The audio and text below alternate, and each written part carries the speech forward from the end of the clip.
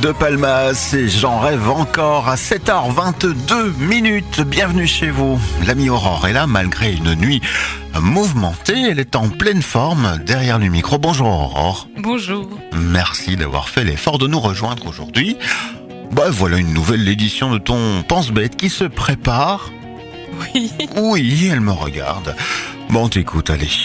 Alors Ben, peut-être as-tu pu le constater comme moi, le débat public n'a bien souvent plus de débat que le nom, tant la confrontation ne se situe plus au niveau des idées, mais des faits. Il ne s'agit plus de déterminer quel projet de société est le plus souhaitable, car ça nous situerait du côté de l'idéologie, et tu sais combien l'idéologie est diabolisée de nos jours. Du coup, on assiste, un peu médusé, il faut bien le dire, à des joutes oratoires se limitant à contredire les faits avancés par les adversaires, ce qui conduit inévitablement à l'impasse de plus en plus fréquente où chacun se limite à traiter son interlocuteur de menteur.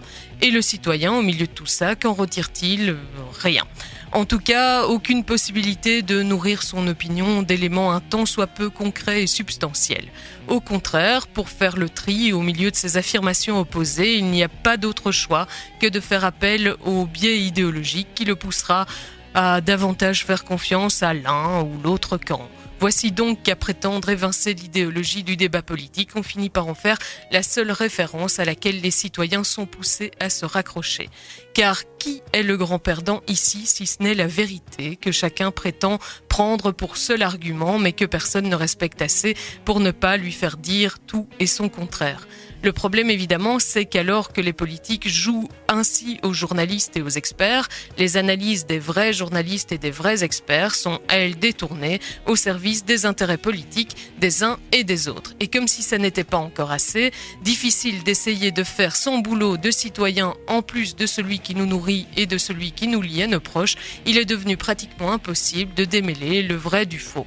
Or, la manœuvre est loin d'être innocente, car d'une part, ça nous ôte tout pouvoir de contrôle sur le travail de nos représentants, et d'autre part, ça brouille tellement les enjeux qu'on finit par en oublier les principes et les objectifs qui devraient guider toute décision politique.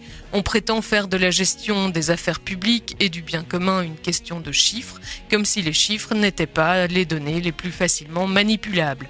On prétend qu'il existerait une bonne et une mauvaise manière d'y répondre, comme si elle dépendait d'un mode d'emploi universel et ne présupposait pas d'abord des choix de société.